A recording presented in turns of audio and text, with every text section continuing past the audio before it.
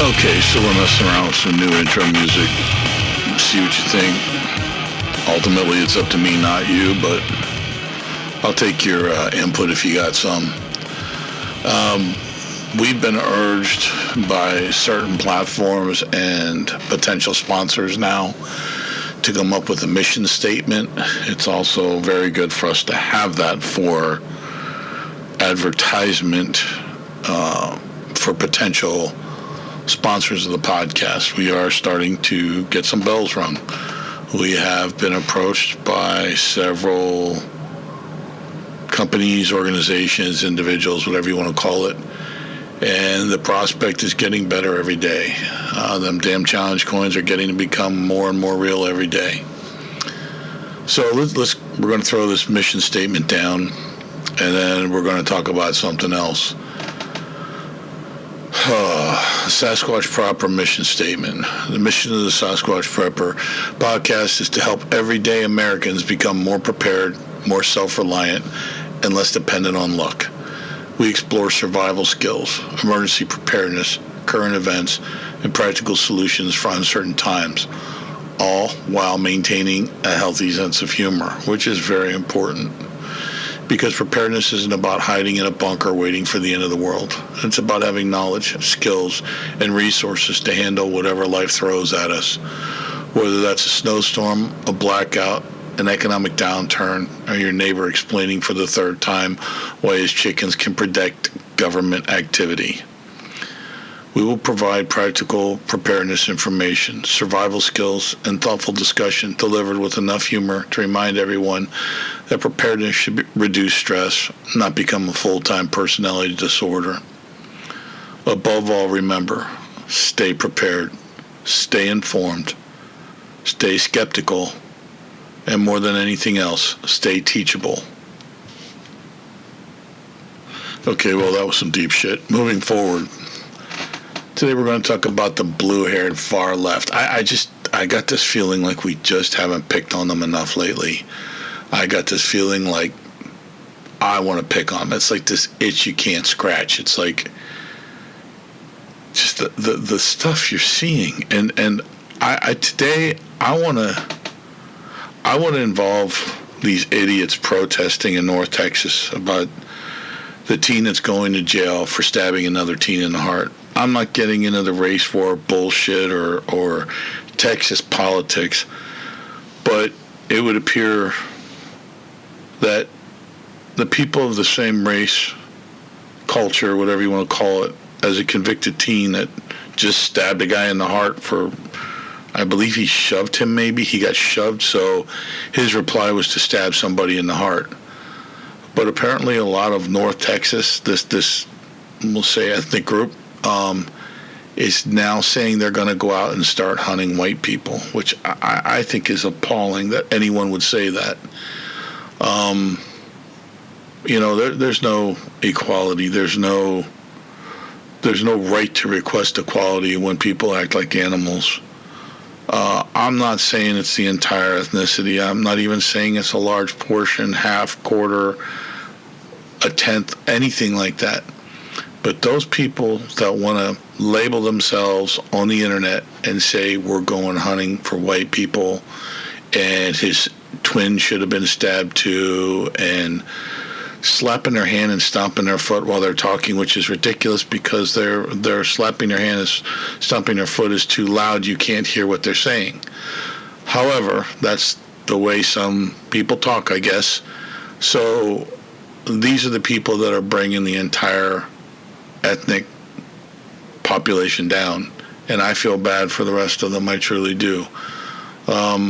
So they're included in this today. We're going to include them in this. We're going to laugh at them and not support them. We're going to laugh at them and not talk about hate.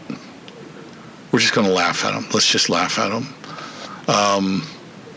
This podcast is going to be called Why the Blue-Haired Far Left is the Most Ridiculous Thing to Happen Since the Invention of the Wheel.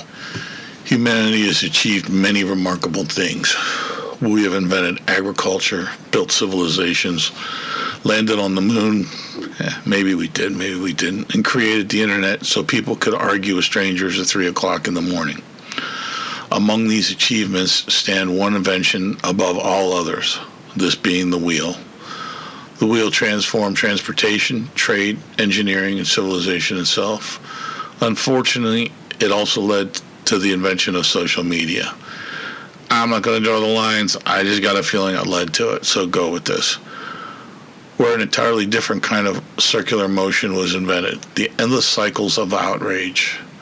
This brings us to the modern phenomenon often referred to as the blue-haired far left, a stereotype representing a very specific flavor of internet activism. Not every progressive fits this description, of course. A lot of them do. Most ordinary people simply want lower taxes, better services, and for their neighbors to stop setting fireworks off at midnight. The blue-haired activist character, however, exists in a world all of its own. It is a world where feelings outrank facts. And I'll say that again. It is in a world where feelings outrank facts. And again, just remember, because your feelings are hurt doesn't mean you're right. Disagreements are violence, and every inconvenience is somehow evidence of systemic oppression. This episode explores, with appropriate sarcasm, why this stereotype has become one of the most entertaining and bewildering developments of the modern era. The hair color arms race. Throughout history, hair color generally occurred naturally. Then someone discovered industrial strength hair dye. The result was an arms race that no one asked for. None of us wanted it, none of us want it, and none of us will ever want it. What began was a harmless fashion choice somehow evolved into a political warning label.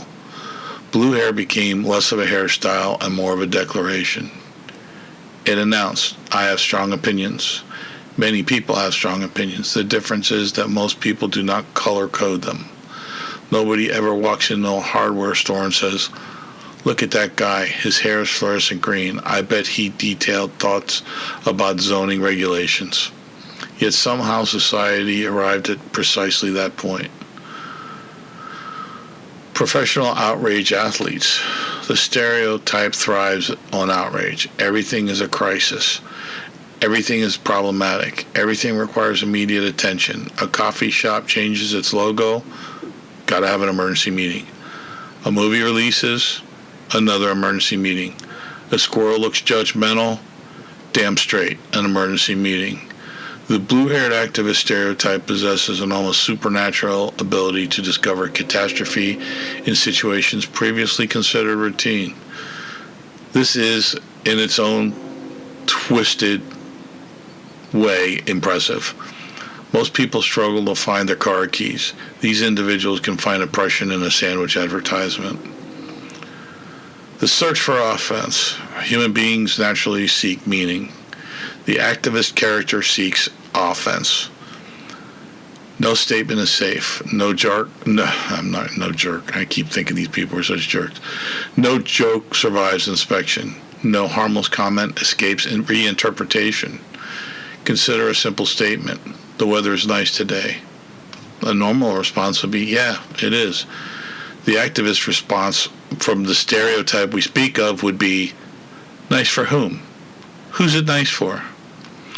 The discussion immediately becomes a doctoral thesis involving climate policy, economic inequity, colonial history, and possibly raccoons for some reason.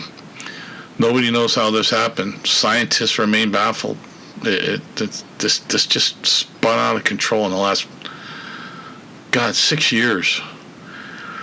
Language as an Olympic sport. Language changes over time. This is normal. What is less normal is treating vocabulary like a minefield. The stereotype's preferred hobby is creating new terminology faster than anyone can learn it. Every few months, the rule book changes. Yesterday's approved phrase becomes today's forbidden phrase. The average citizen spends half of the conversation wondering why they accidentally committed a social offense simply by saying hello. Communication becomes less about exchanging ideas and more about avoiding penalties. The revolution will be tweeted. Historically, revolutions involve hardship. People cross mountains. They endure danger, freaking bears and snakes and shit. They sacrifice comfort. Modern online activism often involves posting angry messages while sitting in climate-controlled buildings. The stereotype frequently mistakes posting for an accomplishment. Changing a profile picture becomes an act of courage. Sharing a hashtag becomes resistance. Typing in all capital letters becomes a form of political engagement. Meanwhile, the electrician fixing power lines during a snowstorm receives approximately 0 hashtags. Yeah, these people really, these blue hairs really consider themselves modern day heroes. The competition for victimhood. In this satirical universe, victimhood functions as social currency. Everyone competes for the highest score. Being successful becomes suspicious. Being resilient becomes problematic. Being offended becomes prestigious. The result resembles an Olympic event nobody wanted. Kind of like curling. Participants endlessly compare hardships while observers desperately search for the exit. No, I got a better one than curling. Rhythm gymnastics. That's useless. That is painful to watch. It's just the dumbest thing. Rhythm gymnastics. That's my choice. I don't even know where the hell I was going with this. The war on common sense. Common sense is simple. If something works, keep doing it. If it doesn't work, try something else. The activist stereotype often prefers theories so complicated they require flowcharts, consultants, and 3 university departments to explain. Ordinary people will ask practical questions. The stereotype asks theatrical questions, theoretical questions. I don't know. I'm trying to say theoretical, but I just keep using the wrong word, so bear with me. Theoretical questions that sound like they were generated by a committee trapped in a philosophy department. As a result, obvious solutions frequently become impossible. The internet megaphone effect. Before the internet, every town had one eccentric person. The town tolerated them. Everyone moved on. The internet allowed all eccentric people to locate each other. This dramatically altered the balance of nature. Suddenly, every unusual opinion found reinforcement. The stereotype flourished in this environment. Algorithms discovered that outrage generates engagement. Engagement generates clicks. Clicks generate revenue. Civilization has never recovered. Why normal people are exhausted. Most people have jobs, families, bills, responsibilities. They simply do not possess the energy required to analyze every interaction through 17 layers of ideological theory. The average person wants affordable groceries. Stereotypes want to rewrite society before lunch. This creates tension. One side is trying to mow the lawn, the other is debating whether lawns are oppressive. Neither understands the other. The wheel still wins. Despite all absurdities of modern politics, the wheel remains humanity's superior invention. The wheel moves people forward. The internet outrage moves people in circles. The wheel creates commerce. Outrage creates comment sections.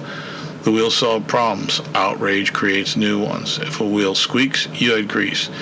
If an activist thread squeaks, it grows by 400 comments and somehow ends with accusations of fascism.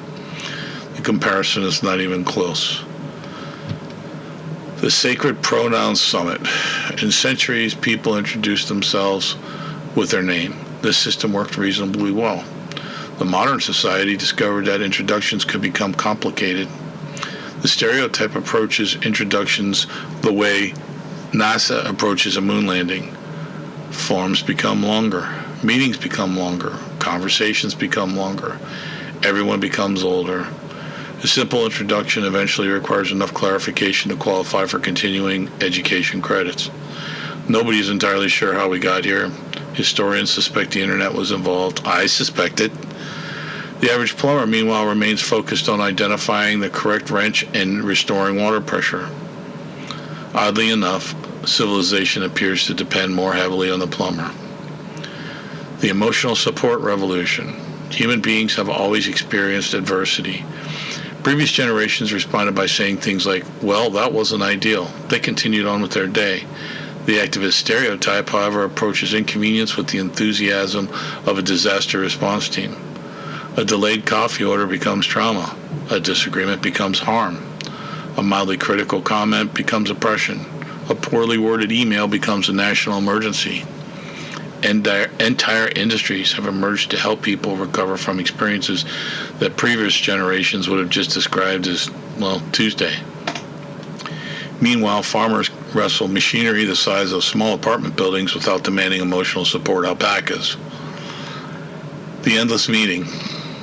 One of the most mysterious phenomena in modern activism is the meeting.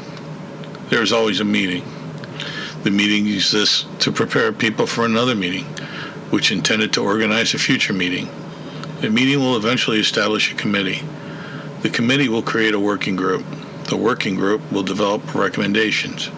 The recommendations will be discussed in another meeting.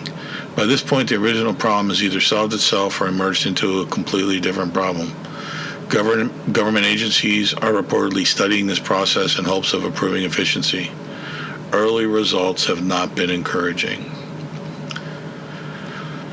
The Apocalypse Subscription Service. The stereotype enjoys predicting catastrophe. Every week features a new crisis. Every month brings a new collapse.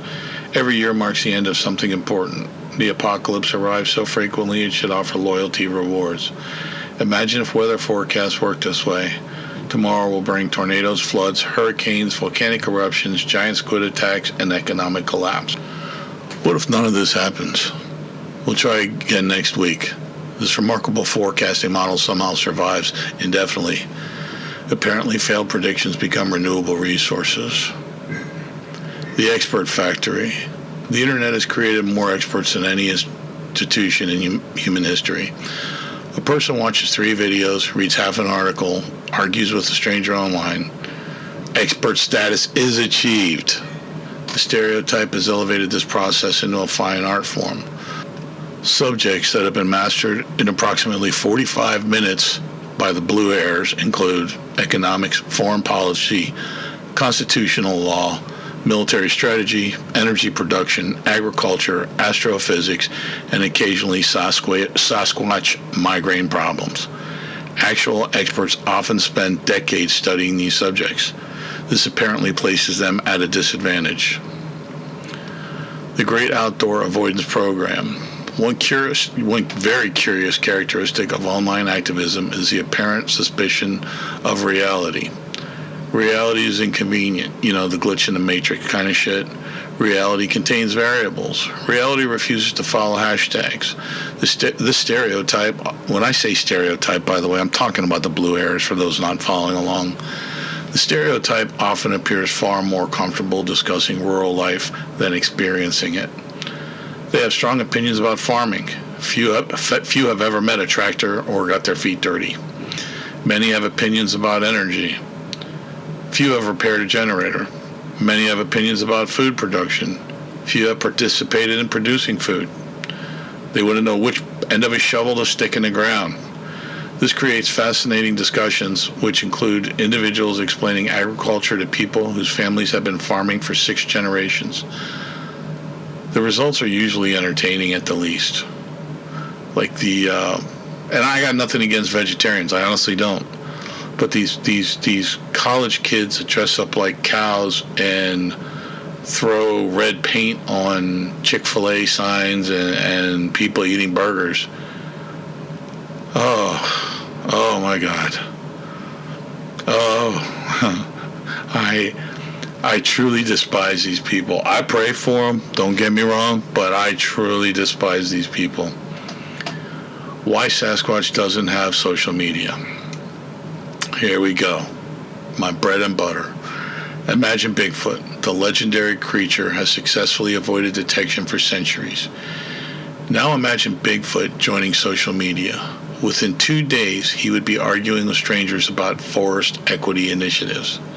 Within a week, he'd be accused of contributing to climate change. Within a month, he'd be attending virtual meetings about ethical tree occupancy. At that point, hunters would locate him immediately. This is why Sasquatch remains hidden, not from government agencies, from comment sections. The final assessment. The stereotype of the blue-haired far left has become a permanent fixture of modern political comedy before it represents something larger than politics. It represents excess. It represents certainty. It represents the belief that every issue must become a crusade. The reality, of course, is that most people are not caricatures. Most conservatives are not villains. Most liberals are not revolutionaries. Most Americans simply want decent jobs, affordable groceries, reliable electricity, and enough free time to enjoy a weekend without being recruited into somebody else's ideological holy war. Yet stereotypes survive because they exaggerate recognizable behaviors. And few modern stereotypes are more recognizable than the perpetually outraged internet activist who treats every disagreement as a battle for civilization itself. That is why characters remain funny. That is why the stereotype is entirely true. Because now and then, well, every now and then, reality tries very hard to imitate it. And when that happens, even Sasquatch has to stop polishing his emergency generator, stare into the distance, and wonder if perhaps the wheel really was humanity's peak of achievement after all. My personal conclusion on this is the blue-haired far left remains one of the most entertaining political stereotypes of the modern age, not because every progressive behaves this way, but because the character represents the excess of online activism taken into their personal logical extreme. And not every far left activist has to have blue hair. A lot of them wear t-shirts that say meat is murder, abortion, it's my body, but I don't know, whatever. They don't have to have blue hair. A lot of them wear them stupid stocking caps with the ears on them. That's another good sign. Most of them are women with that nose ring thing at the bottom, the septum ring or whatever the hell it's called. Another good sign of what I still consider to be blue-haired far left. It is a reminder that ideology without humor becomes dogma, that outrage without perspective becomes absurdity, and that perhaps the greatest survival skill in modern society is the ability to laugh at political tribes, including their own. After all, civilization survived the invention of the wheel. It will probably survive social media too. Probably. To everyone out there still listening, stay prepared, stay informed, stay skeptical, and above all, stay teachable. Watch your six and peace out.